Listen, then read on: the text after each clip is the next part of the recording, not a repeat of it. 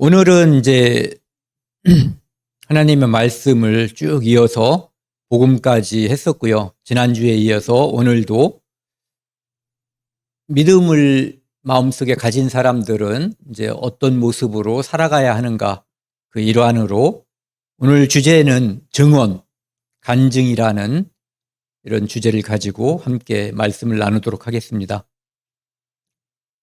오늘 주제 말씀은 요한복음 4장 39절입니다. 함께 읽겠습니다. 여자의 말이 내가 행한 모든 것을 그가 내게 말하였다 증언하므로 그 동네 중에 많은 사마리아인들이 예수를 믿는지라. 함께 기도하시겠습니다. 하나님 아버지 감사합니다. 우리는 하나님 앞에 아무것도 아니고 아는 것도 없지만 전지전능하신 하나님께서는 우리 각자의 모든 형편을 아시고 그것을 위해서 우리가 기도할 때 응답하시는 분인 줄을 알고 있습니다. 하나님 아버지, 우리 부모님 중에 병원에 있고 또 어떤 형제들은 직장일로 또 어떤 사람들은 형제자매들은 가정일로 고난을 받을 수 있습니다. 우리 각자 기도하고 있지만 모든 형편을 완전히 아시는 하나님께서 그 형편을 주관하시고 인도하여 주셔서 이 땅에서 하나님만 믿고 의지하고 살아갈 수 있도록 도와주십시오. 오늘 말씀을 함께 나누는 이 시간 처음부터 끝까지 오직 하나님께만 영광이 돌아가고 하나님만이 영광 받으시는 중에 이 말씀이 전해질 수 있도록 도와주십시오. 이 모든 말씀 우리를 사랑하시는 예수 그리스도 이름으로 감사하며 기도드렸습니다. 아멘. 이 요한복음 4장 말씀은 그 스토리, 이야기 형식으로 되어 있기 때문에 우리에게 매우 친숙하고 이해하기도 쉬운 그런 말씀이거든요. 근데 특별히 이제 오늘은 이 말씀, 여자의 말이 내가 행한 모든 것을 그가 내게 말하였다. 그 여자가 얘기한 거죠. 사마리아 동네에 있는 사람들에게. 이 여자는 사마리아 여자라고 우리가 이제 수가성의 여자, 사마리아 여자라고 이름은 안 나와 있어요. 그런데 우리가 그렇게 부르는 그 여자분이 동네 사람들에게 동네 사람들 내 말 좀 들어보라고 하면서 간증한 거예요. 증언한 거죠. 증언이라고 하는 것은 내가 보고 들은 것을 이제 이야기하는 거예요. 그러니까 증언은 굉장히 쉬운 문제죠. 왜? 본 게 있고 들은 게 있기 때문에 말할 수가 있는 거거든요. 증언함으로 그 결과가 있어요. 그 동네 중에 많은 사마리아인들이, 그러니까 많은이 있으니까 복수가 예수를 믿었다, 믿게 됐다라는 거예요. 그러니까 한 사람이 자기가 경험한 하나님, 자기가 경험한 예수 그리스도, 내가 믿는 예수 그리스도를 다른 사람들에게 말함으로써, 증언함으로써, 간증함으로써 또 다른 사람들이 예수 그리스도를 믿게 되는 거거든요. 이렇게 이제 전파되는 거죠. 마치 지난 몇 년 전에 코로나가 많이 유행했잖아요. 그 역병, 전염병인데 감염병. 그것이 어떤 사람이 이렇게 감염이 되면 이 사람에 의해서 또 누군가에게 전달이 되는 거거든요. 그래서 중국에서 시작됐다라고 뭐 사람들이 많이 얘기를 했는데 어쨌든 그것이 전 세계에 다 퍼져버렸었어요. 그것처럼 복음도 예루살렘에서 시작된 이 복음이 점점 퍼져나간 거죠. 감염병들은 어떤 바이러스나 세균이 호흡기 또는 피부 어떤 구강, 입을 통해서 전파됐지만 이것은 믿음은 들으면서 나는 거죠. 목격자가 증인, 간증하는 사람이 말을 하면 누군가가 듣고 또 들은 다음에 믿음이 생기면 그가 또 말을 함으로써 멀리 떨어져 있잖아요, 우리는. 그런데 우리가 살고 있는 이곳까지 복음이 전해졌고 그리고 또 우리도 다른 누군가에게 간증하고 증언함으로써 우리가 보고 듣지 않은 것을 간증할 수 없거든요. 우리는 목격자예요.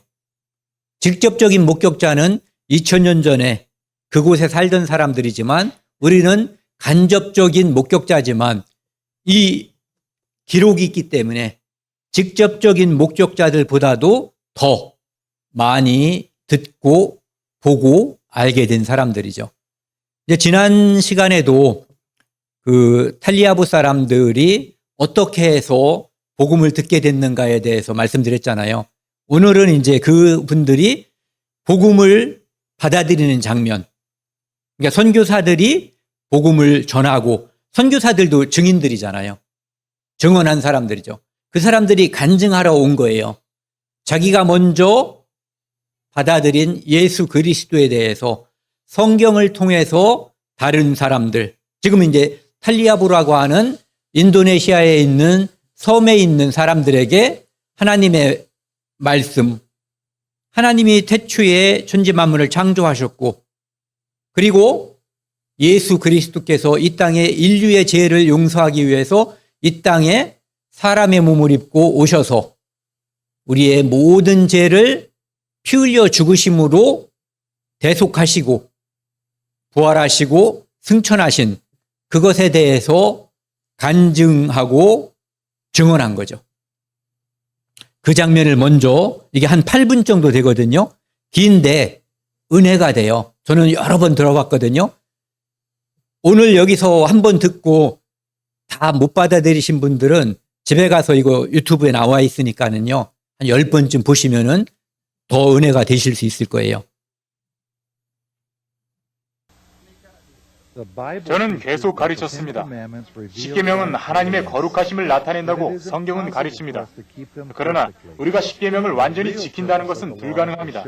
그 법의 참 목적은 우리가 어찌할 수 없는 죄인임을 보여주는 데 있습니다. 그러자 얼마 후에 이 사람들이 다시 와서 말했습니다. 우리는 지금 큰 고민에 빠져 있어요. 우리는 하나님의 계명을 알지만 그것을 도저히 다 지킬 수가 없어요. 십계명은 성경의 말씀처럼 그들 스스로가 어찌할 수 없는 죄인임을 알게 했던 것입니다.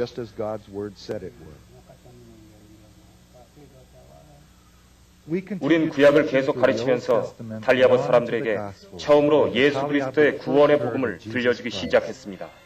그들은 처음부터 예수님을 사랑했어요.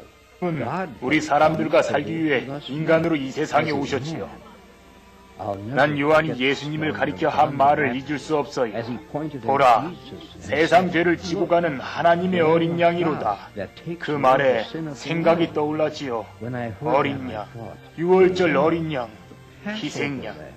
나의 마음은 열렸어요. 또 열려야만 했고 이 예수님이 곧 언약의 사람이었지요. 죄에서 우리를 구하시는 분이었지요.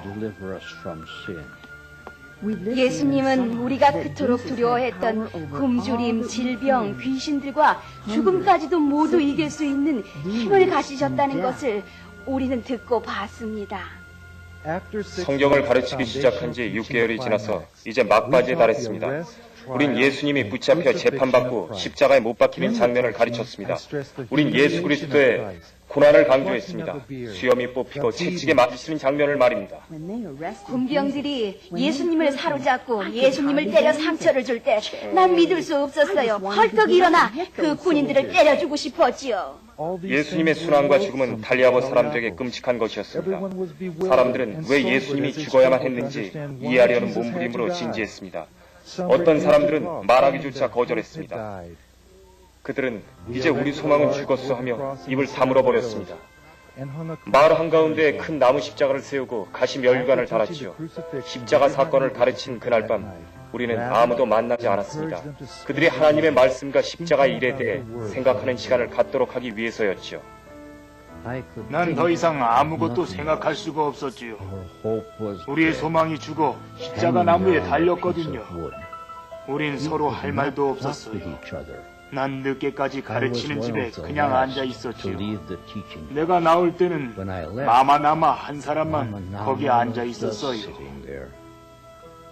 내가 아침 일찍 다시 왔을 때도 그는 거기 있었어요. 그는 밤새도록 거기 앉아 있었던 게지요. 다음 날 아침 우리는 예수 그리스도의 부활과 승천을 가르쳤습니다. 사람은 죄 때문에 죽어야만 합니다. 그러나 하나님은 죄인에게 심판을 피할 길을 주셨어요. 아담과 하와를 위해 가죽옷을 주셨고 노아를 위해서 방주를 주셨어요. 또한 이삭을 대신해서 순양을 예비해 주셨습니다. 이집트에서는 죽음을 피하도록 문설주에 바른 어린 양의 피가 있었습니다. 이 유월절 어린 양처럼 죄 없으신 예수님께서 피를 흘리신 겁니다. 어린 양이 장자를 대신해 죽었던 것처럼 예수님께서 우리 죄값을 치르기 위해 대신 죽으신 겁니다. 그러나 그분은 다시 살아나셨습니다. 무덤 속에서 천사가 말했습니다. 그는 여기 없느니라. 그는 살아나셨느니라. 이 말을 듣는 순간 마마라마의 얼굴에 생기가 넘쳤습니다. 됐어요. 하나님 감사합니다. 나의 소망이 살아났어요. 나는 예수 그리스도를 믿기까지 내 인생 여정을 자세히 얘기했습니다. 난 내 죄를 잘 표현하기 위해서 검은 종이 조각을 사용했지요. 나는 죄 중에서 태어났습니다. 난 어렸을 때부터 거짓말을 하고 도둑질도 했습니다. 어머니 저 때문에 많이 우셨습니다. 아버지 너무 실망한 나머지 생활을 바꾸든지 집을 나가라고 했습니다. 난 집을 떠났죠. 계속 죄를 지으며 내 갈 길로 간 것입니다. 어떤 죄는 아내 외에는 아무도 몰랐습니다. 또 아주 비밀스러운 죄는 아내조차도 몰랐습니다. 그리고 어떤 죄들은 나 자신조차도 몰랐죠. 오직 하나님만이 아십니다. 나는 그들에게 말했습니다. 하나님은 거룩하십니다. 그분은 죄가 없으세요. 나는 그분의 법을 어겼고 하나님과 나 사이의 죄의 담으로 막혀버린 겁니다. 나는 하나님의 심판을 받을 겁니다. 그게 문제였습니다. 보세요. 내 손은 텅 비어 있습니다. 아무것도 할 수가 없습니다. 그러나 하나님은 이 문제로 나를 구원해주기 위해서 구세주를 보내신 겁니다.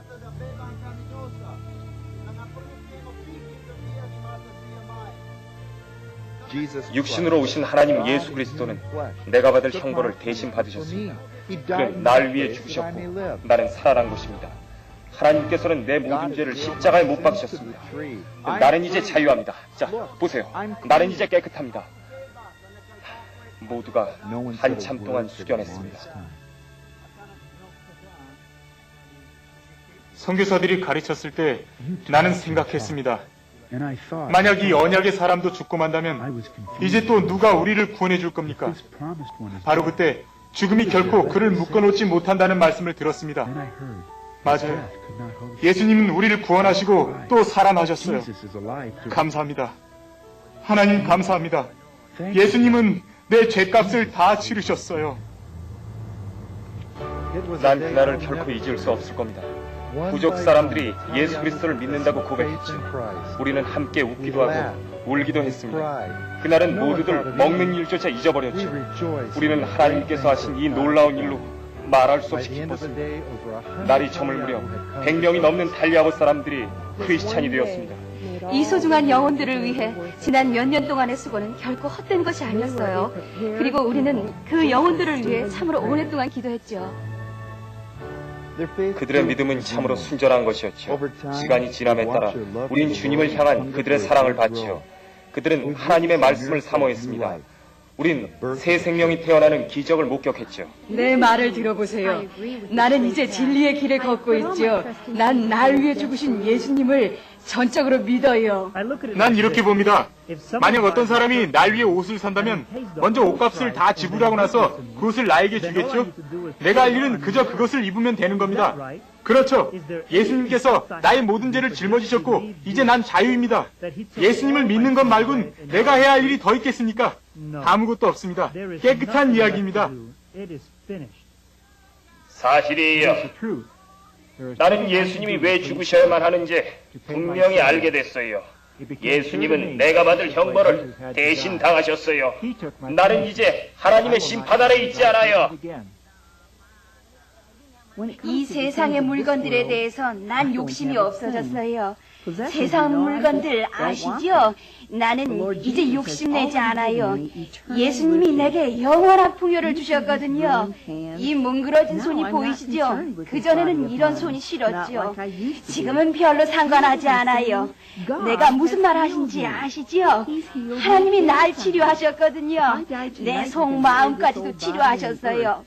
내가 오늘 밤에 죽는다면 이 늙은 몸은 땅에 묻히겠지요. 그러나 내 영혼은 하나님 품으로 갈 겁니다. 지금 주님은 문둥병에 걸린 내게 이렇게 말씀하실 겁니다. 오 가엾어라, 네 몸이 문드러져 떨어져 나갔어도 너는 내 딸이란다. 나는 여전히 감사하며 말할 겁니다. 주님, 나를 지으신 주님, 오직 주님 오시기를 기다립니다. 지금 내 소망은 오직 하나님께 있습니다.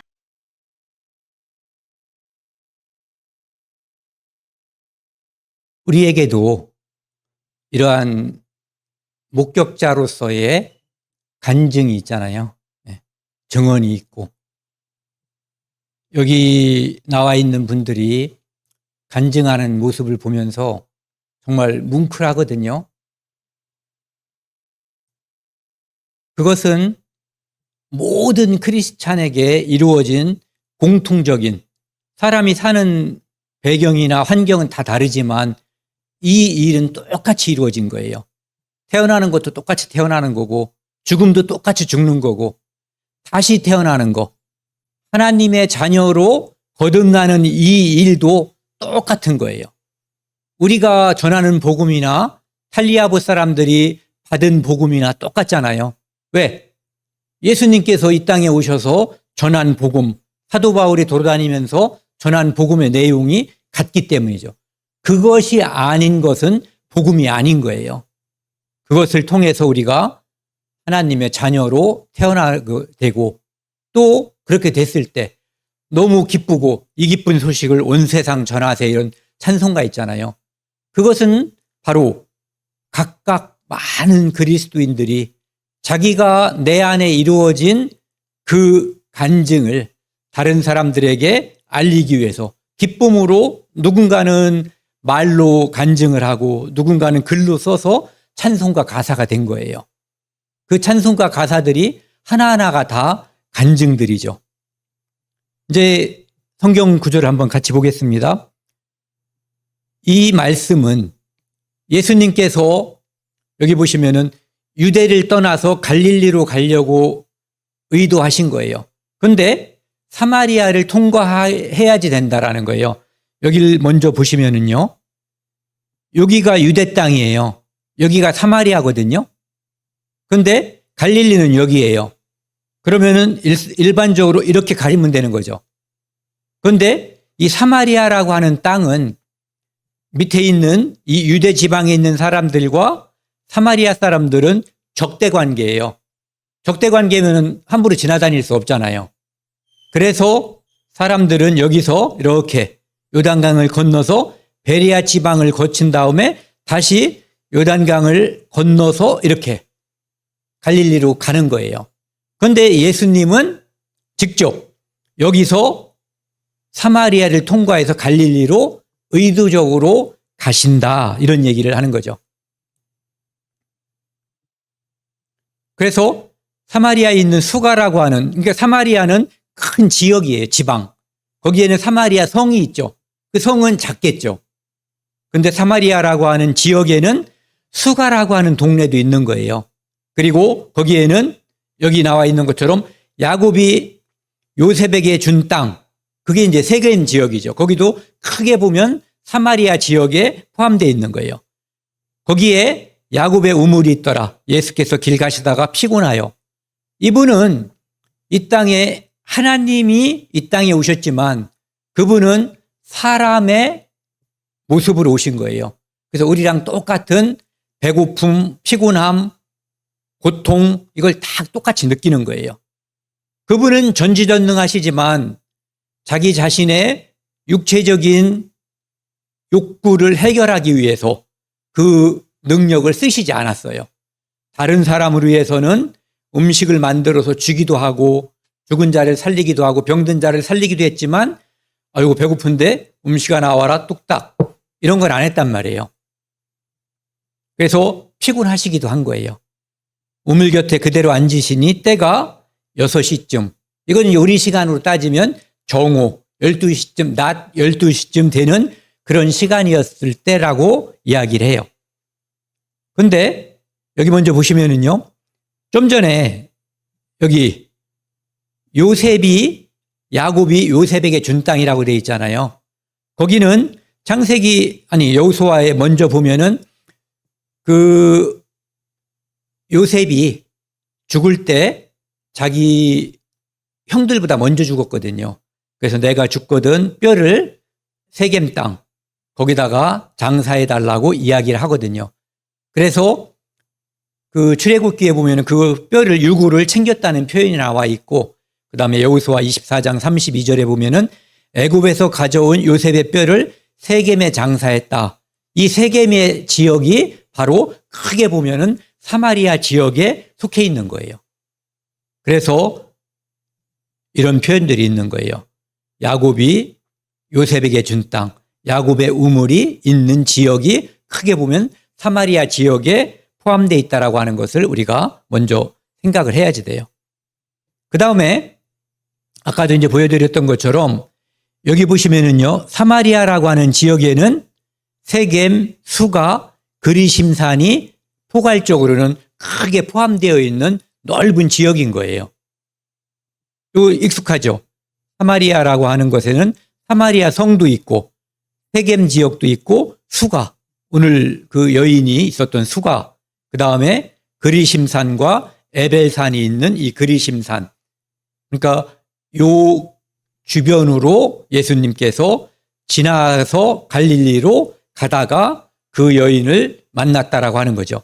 오늘날로 따지면 여기 요단강 서안 지역에 있는 나블루스라고 하는 지역, 요 인근이라고 그래요. 그러니까 이것은 옛날 지명이, 좌측에 있는 것은 옛날 지명이 쓰여져 있는 옛날 지도고, 오늘날로 따지면 여기 나블루스라고 하는 지역 인근이라고 하는 거죠. 그리고 이제 북쪽 이스라엘은 남쪽 유다와 북쪽 이스라엘로 분리됐었잖아요. 그런데 그때 이스라엘은 첫 번째 서울이 아니라 수도 세겜, 두 번째 디르사, 세 번째가 사마리아가 세 번째 수도였거든요. 그러니까 이 인근을 포함하고 있는 지역이 사마리아인 거죠. 이제 이 사마리아 성이 수도로 지정돼 있었던 거예요. 여기 보면은 에발산, 그리심산이 있죠. 여기서는 이스라엘 민족이 가나안 땅에 들어왔을 때 무엇을 선언했어요? 들어갈 때 축복, 여기서는 저주를 선언한 거죠. 그러니까 하나님의 말씀을 순종하면 축복이 있을 것, 거절하면 저주가 있을 것을 선언한 두 산이 이 지역에 포함되어 있었다는 것을 알 수가 있죠. 사마리아를, 오늘 이 이야기를 이해하기 위해서는 사마리아를 약간 이해하는 게 필요해요. 여기는 기원전 876년, 아까 말씀드린 것처럼 북이스라엘의 세 번째 수도예요. 오므리 왕이 건설했고요. 이 기원전 722년에 아수르에 의해서 망했는데, 아수르의 인구를 사마리아 지역에다가 이주시켰어요. 그래서 혼혈이 된 거예요. 그런데 하나님은 가나안 땅에 이스라엘 민족이 들어갈 때 뭐라고 말씀하셨냐면은 그들과 혼인하지 말라고 그랬어요. 왜? 혼인하면 그들이 섬기는 신을 아들, 딸들이 섬기게 될 테니까요. 그래서 이주한 것이 그들이 혼혈이 됨으로써 그들의 우상을 섬기게 된 직접적인 원인이 될 수도 있지만 이미 그들은 우상 섬기는 것 때문에 망한 거예요. 그러니까 그것이 더 심화됐다라고, 돌이키기가 어려워졌다라고 보면 되죠. 그 다음에 200년 후에 남유다에서 이제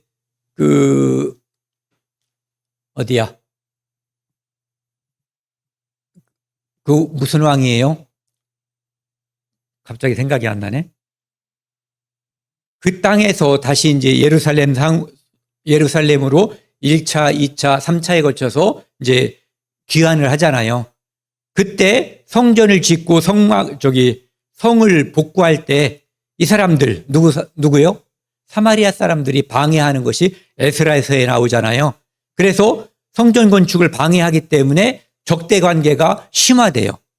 그렇지 않아도 그놈들은 혼혈이 됐기 때문에 유대인들의 입장에서는 개 같은 놈들이라고 생각을 하고 있는데 또 방해까지 받은 거예요. 그러니까 더 적대 관계가 심화되죠. 그리고 기원전 322년 알렉산더 대왕이 이 사마리아 지역을 복속시킨 다음에 마케도니아 유럽 사람들을 이주시켜요. 그러니까 혼혈이 더 심화되는 거죠. 그리고 이제 나중에 로마에 의해서 정복이 되고 아우구스티누스라고 하는 왕이 세바스테로다가 이 사마리아를 바꿔버려요. 그리고 그 땅을 헤로드 왕 있잖아요. 신약에 나와 있는 그 왕에게 줘버리죠. 그리고 지금은 그 땅 이름이 세바스티아로 바뀌었어요. 이 세바스테로 바뀐 이름 이유가 뭐냐면은 아우구스티누스를 헬라식으로 바꾸면 이렇게 세바스테라고 불린대요. 그리고 이제 아까 말씀드린 것처럼 웨스트뱅크 내에 서한 안에 여기 나블루스 인접 지역이 바로 사마리아 지역이라는 거죠. 그리고 거기는 아까 말씀드린 것처럼 야곱의 우물과 요셉의 무덤이 있는 곳이고, 그 다음에 그리심산과 사마리아 공동체. 사마리아 사람들은 특정한 사람들이 지금도 한 400명쯤 공동체를 이루고 살고 있는데, 그 사람들은 구약에 나와 있는 나름대로의 그 절기와 제사를 지금도 지키고 유지하고 있는 사람들이라고 그래요. 그래서 그 사람들은 사마리아 공동체를 이루고 있고, 모세 오경을 그 사람들은 나름대로 바꿨어요. 남쪽 유다하고 북쪽 이스라엘이 있을 때 뭐라고 바꿨냐면은 사마리아 오경으로. 그러니까 이게 바로 사입이라고 하는 거죠. 성경 하나님께서 주신 그것이 아닌 자기들의 목적과 의도에 따라서 바꿨어요. 이 신명기에 아까 말씀드린 그 장면이거든요. 혼인하지 말라는 거예요.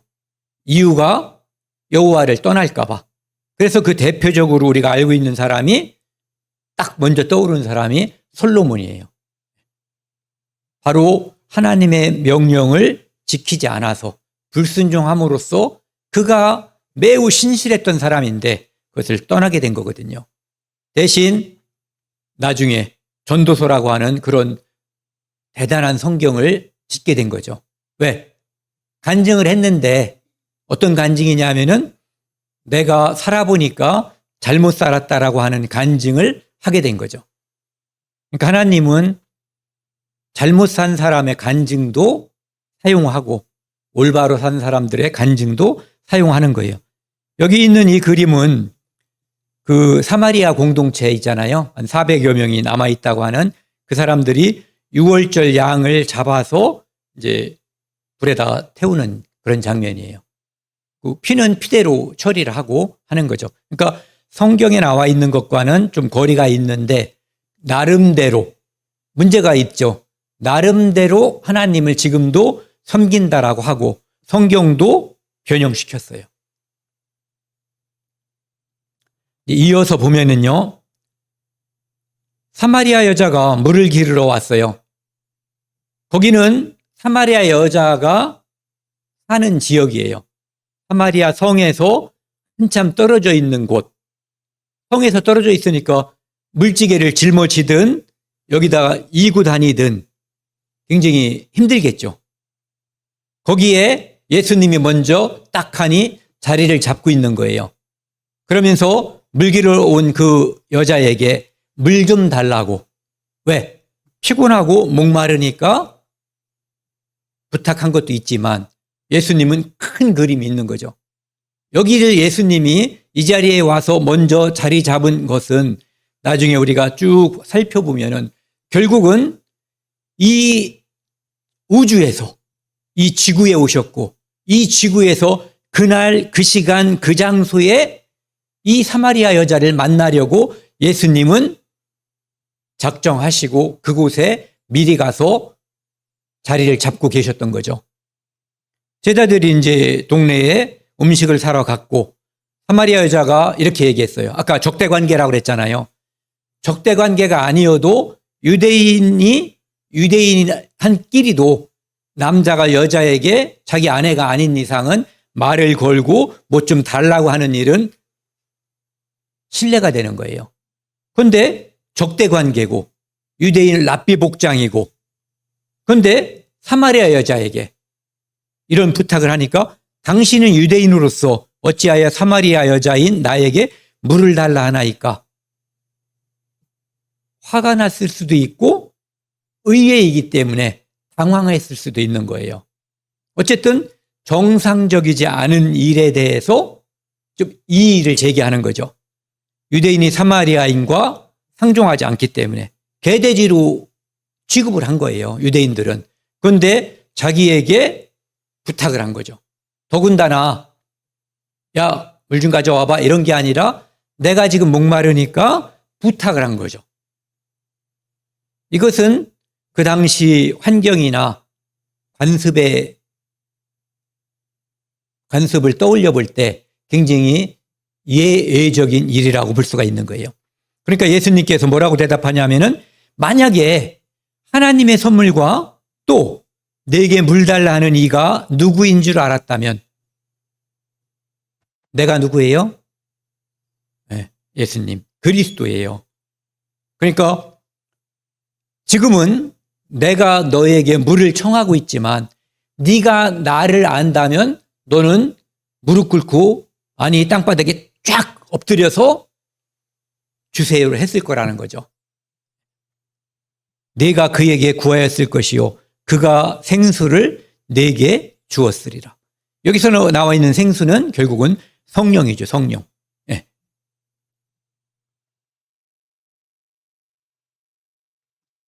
여자가 지금 이제 예수님은 영적인 이야기를 하고 있고 이 사마리아 여자는 땅의 이야기로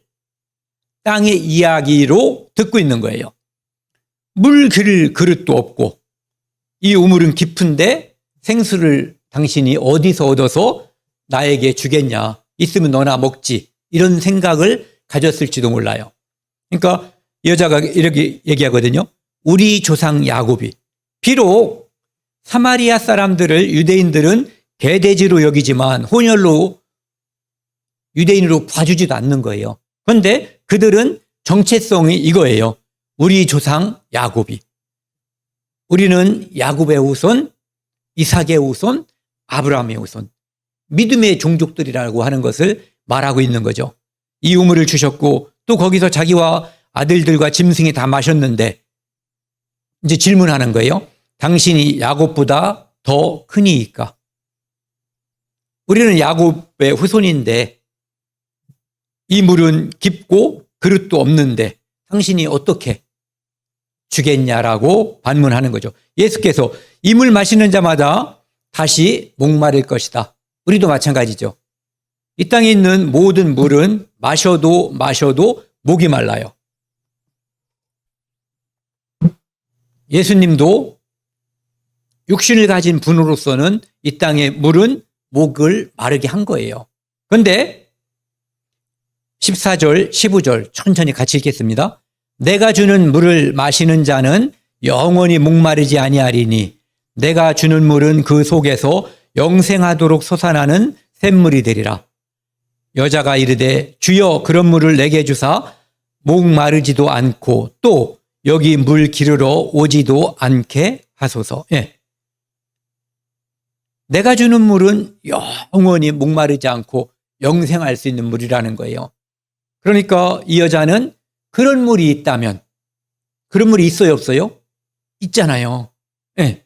그런 물이 있다면 내게 좀 달라고.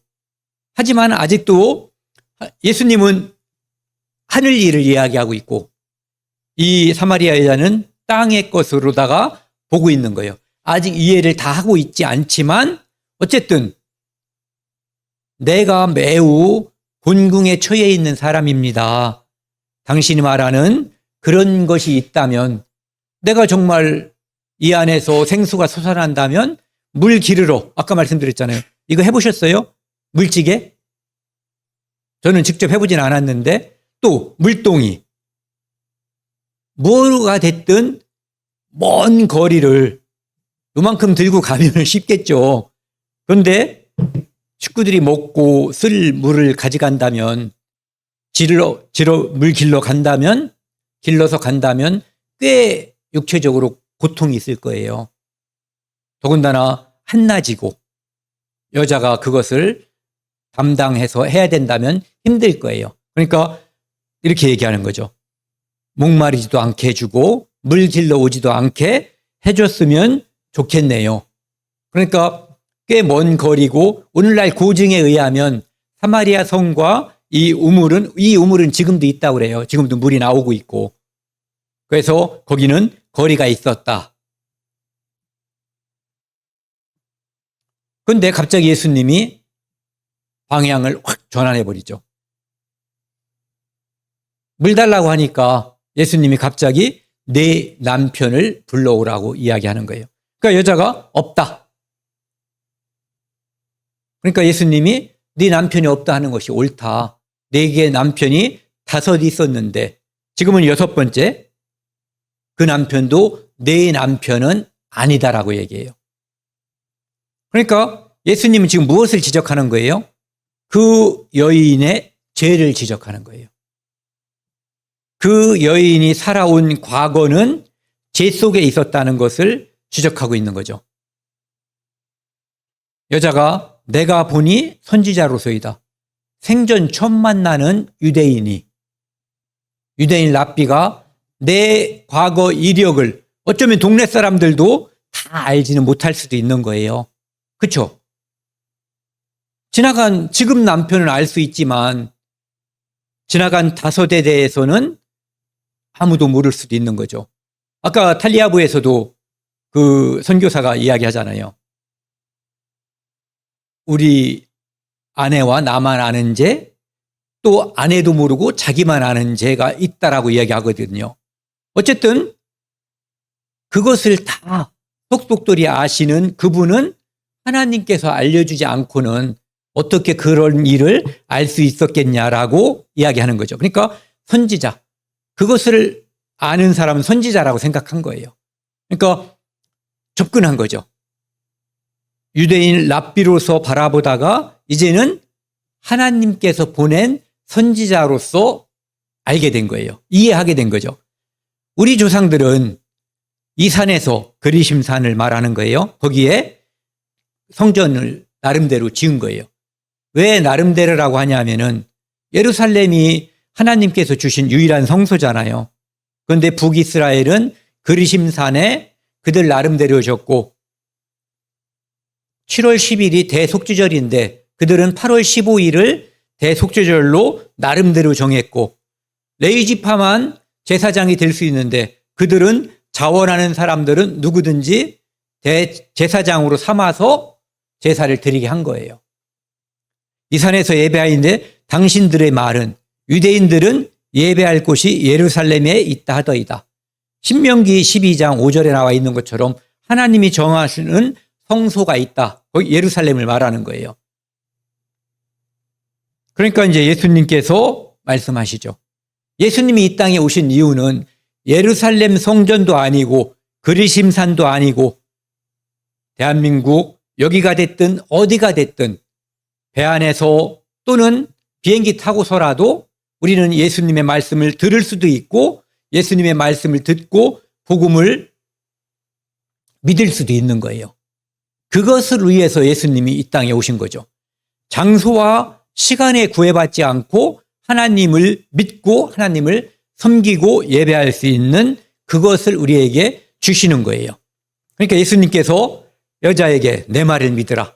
이 산에서도 그리심산에서도 말고 예루살렘 아까 당신들은 어디가 있다라고 말한 게 예루살렘을 말하는 거죠.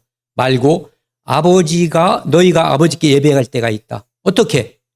이 땅에 대속죄물로 오신 예수 그리스도께서 십자가에 피 흘려 죽으시고 부활하시고 승천하심으로 말미암아 그분의 피가 모든 인류의 죄를 대속했다고 하는 것을 전해지는 그 모든 곳에 그것을 간증하는 그 모든 곳에서 하나님을 찬양하고 영광 돌리고 예배할 때가 온다 이거예요. 그게 언제냐면은 바로 이때 예수님께서 오시고 죽으시고 부활하시고 돌아가시는 그때를 말하는 거죠. 너희는 알지 못하는 것을 예배하고 지금 이럴 때 이런 말을 하죠. 핀트가 어긋났다고. 잘 지금 안 맞는 거예요. 예수님이 주려고 하는 것과 이 여자가 받으려고 하는 것은, 또 여자가 말하려고 하는 것이 약간 빗나가 있죠. 그런데 우리는, 그러니까 너희는 사마리아인들은 모르고 우리는 아는 것을 예배한다. 유대인에게서 구원이 나잖아요. 여기 구원이 유대인에서 남이라. 아버지께 참되게 예배하는 자는 영과 진리로 예배할 때가 오나니 곧 이때라. 아까 말씀드린 거죠. 이때가 바로 예수님이 피 흘려 죽으시고 부활하시고 승천하시는 이때를 말하는 거예요. 아버지께서는 자기에게 이렇게 예배하는 자들을 찾으시느니라. 그 산에서 또는 예루살렘에서 소잡고 양 잡는 것이 아니라 예수 그리스도가 구약에서 잡았던 소와 양, 염소처럼 우리 죄를 대속하러 오신 그리스도라고 하는 것을, 메시아라고 하는 것을 믿는 자들, 그것을 통해서 하나님께 나아가는 자들, 그것을 찾는다, 이런 얘기죠. 하나님은 영이시니 예배하는 자가 영과 진리로 예배할지니라. 25절 같이 읽겠습니다.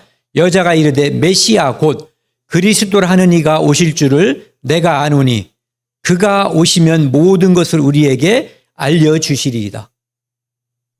예수님이 왜 거기에 가서 왜 기다렸는가 알겠죠?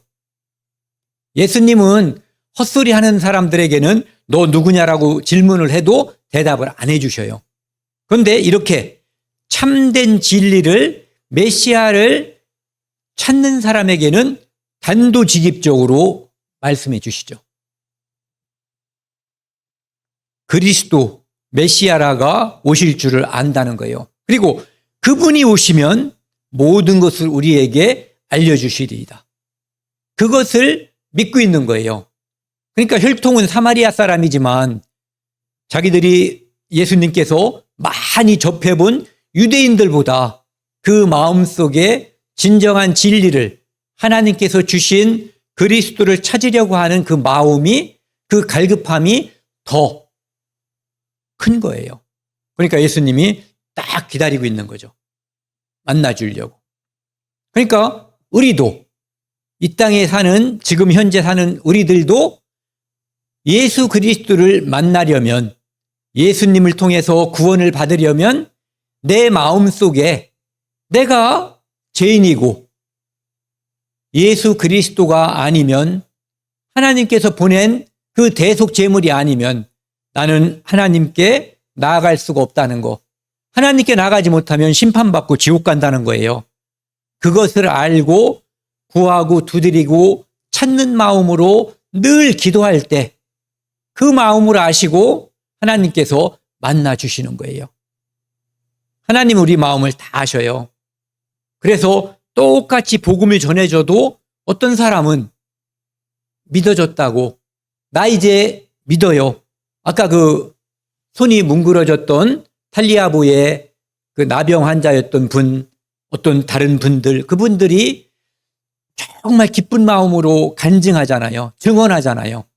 자기 안에 예수 그리스도가 무엇을 이루셨는지, 그분의 선물에 그가 어떻게 이 마음이, 양심이 반응했는지를 간증하거든요. 증언하죠.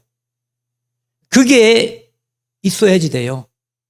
이 땅에 태어난 모든 사람은 그 간증, 그 증언이 있어야지 돼요. 있어야 하고 또 다른 사람을 향해서 그 증언을 말해야지 돼요. 간증해야지 되는 거죠. 말할 거리가 있어야 되고 말해야지 되는 거예요. 거리가 있어도 말하지 않으면 전파가 되지 않아요. 다음 구절을 보시면은요, 예수님께서 26절 같이 읽겠습니다. 예수께서 이르시되 내가 말하는 그가 내가 그라. 이것은 이런 뜻이래요. I am who I am, 또는 I am that I am. 내가 그다. 나는 여호와다. 우리는 누군가의 아들, 누군가의 손자, 딸, 뭐 이렇단 말이에요. 이 땅에 나 홀로 존재할 수가 없어요. 나를 설명하려면 누구의 친구, 어디 사는 누구 뭐 이렇게 설명을 해야지 되는데 예수님은 그냥 나는 나, 누구? 창조주. 네가 기다리고 기다리던 그 그리스도가 나다라고 예수님이 딱 알려주신 거예요. 선언하신 거예요. 제자들이 와가지고 그 말씀부터 들었을 거예요. 예수님이 내가 그리스도라고 하는 말씀을 제자들도 들었단 말이에요. 보세요. 하나님께서는, 예수님께서는 그 장소와 시간을 주관하시는 분이에요. 그때 내가 가 있으면 사마리아 여자가 올 것을 그 시간과 장소를 주관하셨죠.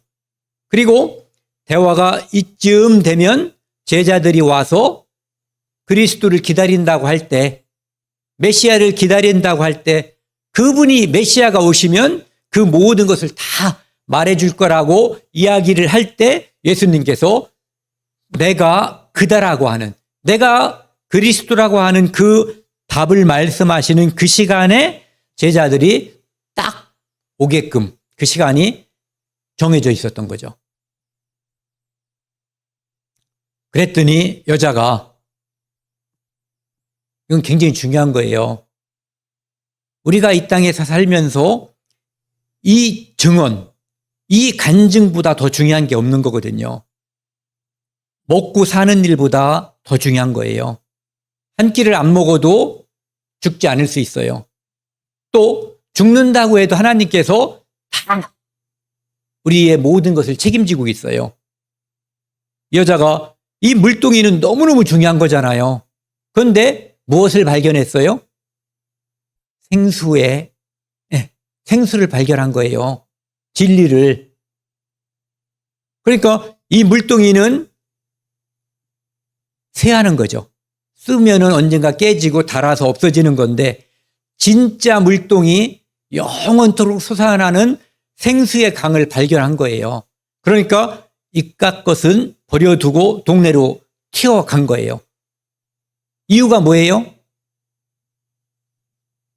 나만 듣고 말려고 하는 것이 아니라 전해주기 위해서, 증언하기 위해서, 간증하기 위해서 이 기쁜 소식을 온 세상, 온 동네에 펼치기 위해서 간 거죠. 사람들에게 이르되 내가 행한 모든 일을 내게 말한 사람을 와서 보라. 동네 사람들 다 와보라. 내가 과거에 어떻게 살았는지 이 모든 것을 말하는, 모든 것을 알고 있는 분, 그리고 그분이 자기 스스로가 내가 그리스도라고 하는, 우리가 수천 년 동안 기다렸던 그분이 내 눈앞에 있다. 당신들도 와서 봐야 될 거 아니냐. 와서 보라. 빨간 것이 같이 읽겠습니다. 이는 그리스도가 아니냐. 아니냐가 아니라 이건 서리법이잖아요. 그리스도다. 우리 인간이 태어나서 아담의 후손은 이 땅에 태어난 모든 인간의 탈을 뒤집어 쓴 인간은 나쁜 놈, 좋은 놈 할 것 없이 모든 인간은 이분을 만나야 되는 거예요. 이 땅에 태어난 모든 사람은 그리스도를 만나기 위해서 태어난 거예요. 그리스도를 만나지 못한 인간은, 못한 사람은 저주받는 거예요. 저주로 끝나는 거예요. 아까 그리심산에서는 축복, 에발산에서는 저주를 선언했잖아요. 그리스도를 만난 사람은 그리심산에서 축복을 선언한 사람들이고, 그리스도를 만나지 못하거나 만났는데 떠밀어버린 사람들은 에발산에서 저주를 선언한 사람과 같은 거예요. 그들이 동네에서 와서 나와 예수께로 오더라. 자, 말을 한 사람도 훌륭하고 듣자마자 달려온 사람들도 훌륭하죠. 탈리아부 사람들 아까 봤지만 100여 명이 한꺼번에 예수 그리스도를 구세주로 영접했다는 거예요. 이 동네 사람들 숫자가 나와 있지 않지만 복수인 건 틀림없잖아요. 몇 명인지는 몰라요. 하지만 많은 사람들이 나온 거예요. 여기서 한번 생각해 보자고요. 그 사마리아 여자가 비록 어렵게 죄 속에 살았을지 모르지만 동네 사람들에게 인정받은 사람이라고 보여줘요. 맨날 손가락질 받고 사람들한테 뭐 이렇게 왕따 당하고 그런 사람이면은 와봐라 그리스도가 왔다 그랬더니 따라 나오겠어요? 근데 수많은 사람들이 따라 나왔거든요. 그러니까 이 사람의 말이 힘이 있었던 이유는 그들이 그리스도를 갈망했을 수도 있고 또 그 여자의 삶이 신뢰감을 주었을 수도 있어요. 어쨌든 복음이 전해질 때는 이런 일들이 있어야 하거든요. 기다리고 구하는 사람에게 복음이 전달되면 흡수력이 굉장히 좋은 거예요. 빨리 받아들이게 되죠. 여기 보시면은 오늘 주제 말씀이잖아요. 같이 읽겠습니다. 여자의 말이 내가 행한 모든 것을 그가 내게 말하였다 증언하므로 그 동네 중에 많은 사마리아인들이 자꾸 전 들이라고 하네요. 사마리아인이 예수를 믿는지라. 증언 때문에 처음엔 믿은 거예요. 그런데 다음에 보면은 사마리아인들이 여기 이제 들이 이제서 나오네요. 예수께 와서 자기들과 함께 유하기를 청하니 이제는 동네로 모셔가는 거예요. 지금은 우물로다가 달려왔잖아요. 들어보니 메시아예요. 그러니까 여기 동네 밖으로 우물가로 안 나온 사람들이 있잖아요. 그분들을 위해서 모시고 또 가는 거죠. 거기서 이틀을 유하심에 예수의 말씀으로 말미암아 믿는 자가 더욱 많아 복수가 더 많은 사람들로 확산이 된 거죠. 연병처럼 복음이 퍼져나간 거예요, 지금. 42절 같이 읽겠습니다. 그 여자에게 말하되 이제 우리가 믿는 것은 내 말로 인함이 아니니 이는 우리가 친히 듣고 그가 참으로 세상의 구주신 줄 알미라 하였더라. 예수님을 소개한 것은 너지만 우리가 진정으로 믿게 된 것은 그분의 말씀을 듣고 우리가 마음에 뜨거운 것이 왔다. 마음속에 하나님의 은혜가 구원이 거듭남이 이루어졌다라고 하는 것을 간증하는 거예요. 우리가 간증하면 누군가가 관심을 가질 수도 있어요. 관심을 안 가질 수도 있어요. 그런데 관심을 갖게 되면 그 후에 우리가 이 성경을 설명해 주는 거죠.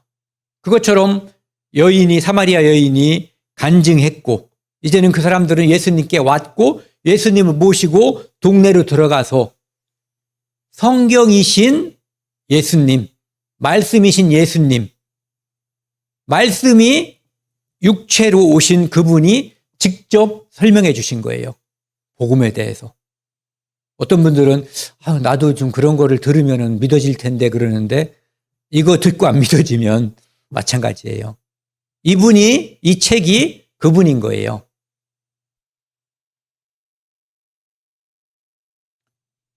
이건 영화인데 그냥 지나갈게요.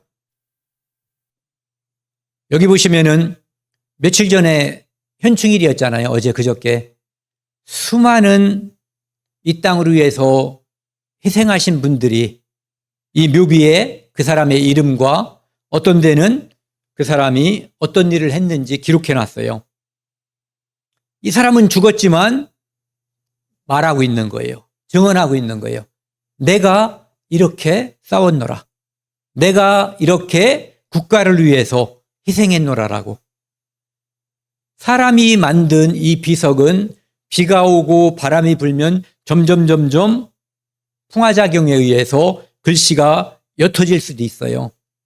하지만 하나님 앞에 기록된 우리의 믿음과 우리의 간증 그리고 우리가 다른 사람들에게 한 그 증언들은 영원히 지워지지 않고 남아있는 거거든요. 여기 현충탑에서 이렇게 헌화하고 분향하는 장면이거든요. 이 땅에서는 희생한 분들에 대해서 기리고 높여요.